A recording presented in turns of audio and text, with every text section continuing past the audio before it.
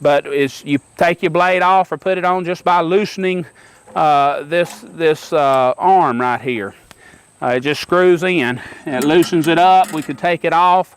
Then we'll take and just tighten it back up. I'm not going to take it off today, but that can be done just in another minute from what I just showed you. You're ready to run. Once you tighten it back up to the mark, you spin it in the direction of your cut. You want your gullet of your blade, the lowest point of your blade away from the tooth there, to be about flush with the front of your band wheel. Flush to a 1/16 out is a good place to run. You want each wheel to be the same. And we adjust all this from the factory, so I don't expect you to have to be adjusting it, but should you ever need to, each wheel has a tracking adjustment. And if one wheel was off and the other one was right, you can just track the one wheel and get it into place. But like I say, normally you're going to put a blade on it, run it till it's dull, you're going to change the blade off and run again. Even where I started with the blade alignment tool, you're not going to be doing that maybe once a month if you're sawing every day. As long as it's running good, you keep a sharp blade on there, you're going to put on blades and you're going to saw and make lumber. If you put this band on and it's not tracking quite where you want it, I loosened up. Can you get a close-up on this? I loosened the blade up and the gullet has gone back. So if you loosen the tension, it'll make the blade move back on those wheels.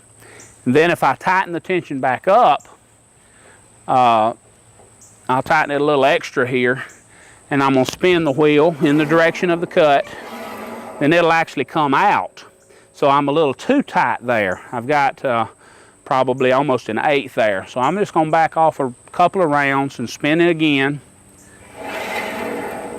And that's going to bring me pretty close. I need to back off 1 or 2 more rounds. And that's going to bring me in close to about where I want to run that blade. So you got a mark that you bring it out to that gets you close.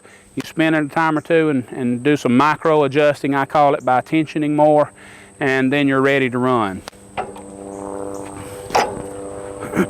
I'll show you something that we've added in recent months that we're real proud of is a 12-volt raising mechanism. Now used to, we would just pull this arm and we can crank this head up and down. That's how it would be if if you just buy the manual mill.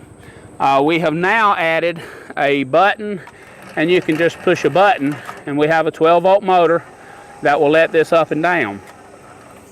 We still use the same brake that'll brake it. We have a belt that's going up and a 12-volt motor mounted up top there. But that's real nice when you've got a log such as this and you got finished and you're way down near at the 1-inch mark or so, and you need to come up and get over this 20-inch log. I can just pull my brake and press the button and raise it up to 20 inches just real easily and faster than me doing it by hand. I'm not nearly as worn out, and your shoulders don't hurt nearly as much at the end of the day. So that's several features that I want to show you on the head here. We have a movable roller guide adjustment here. You may see me move at some point while we're sawing. Generally, I just open it up and get it to about the size that I think I need to be for sawing, and then I'll saw the log and not even have to move it much. But I'll show you moving it one time early on. We'll saw the log now. The way we build this mill, we're going to be rolling and clamping on the left-hand side of the mill. I'll be operating what I call the right-hand side of the mill, the operator side. And the way we build this, you only have to clamp the log a couple of times. We're going to saw the log, we're going to turn it all the way down, we're going to saw the top side of the log then, and then we're going to stand it up. And I'm going to saw, at that point, start getting into clean wood. That's what I want to do, is get into clean wood as soon as I can so that I don't dull my teeth any more than is necessary. That pretty much covers what I want to show you on the head. We'll saw with the mill and saw this log up, and then I'll show you some things about the bed of the mill toward the end of the video.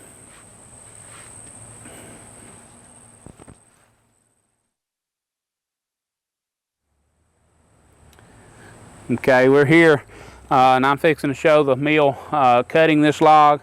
I'm going to use this as a cant hook, an all steel cant hook that we build. We sell a lot of them for turning these logs. It's unbreakable.